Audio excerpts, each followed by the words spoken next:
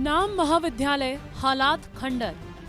Classroom बने कबूतर खाना, टपकती छत, दर की दीवारें। ये है गोविंदगढ़ महाविद्यालय।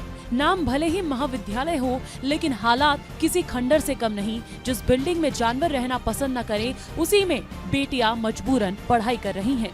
जर्जर दीवारें, टूटी सीमेंट शीट्स, टपकती छत और चारों तरफ फैली गंदगी, यही है यहाँ की असल तस्वीर। खंडर हो चले महाविद्यालय की क्लास कबूतर खाना बन गई है। कक्षाओं के अंदर कबूतरों का डेरा है। हर दिन कबूतर उड़ते हैं और गंदगी फैलाते हैं। छात्राओं को इसी गंदगी के बीच पढ़ाई करनी पड़ती है।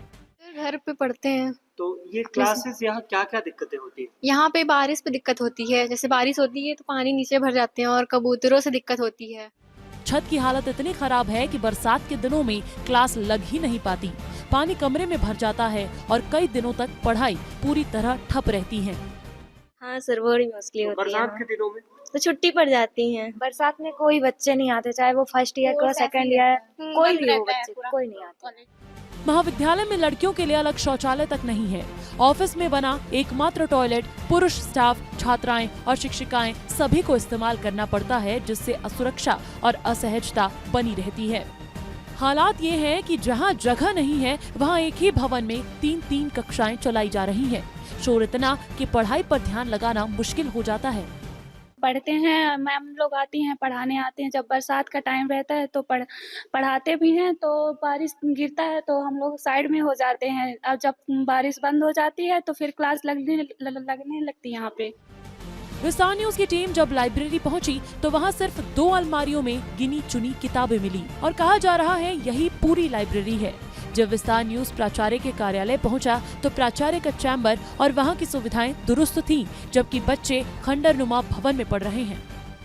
तो अभी तो गवर्नमेंट ने जो अलॉट कराया है, हम खुद ही उसमें रह के काम करते हैं। और बारिश में तो बहुत दिक्कत होती है, ठंड में, बारिश में। इस बार तो एग्जामिनेशन सेंटर भी इसको बनाया गया था। तो बस यही उम्मीद कर रहे हैं कि ये बस अंतिम साल होगा, इसके बाद से हमारे बच्चों को बहुत अच्छा भवन मिल जाएगा, अच्छी लाइब्रेरी मिल जाएगी, अच्छे संकाय मिल जाएंगे और निश्चित है इसकी संख्या बढ़ेगी।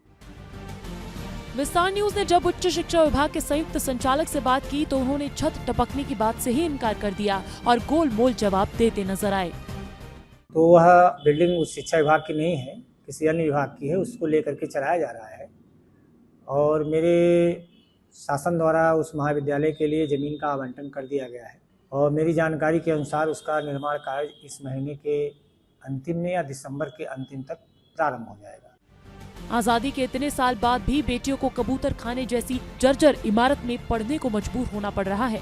सवाल यही है कि अगर किसी दिन यहाँ कोई बड़ी दुर्घटना हो जाए तो जिम्मेदार कौन होगा? ब्यूरो रिपोर्ट, विस्तार न्यूज।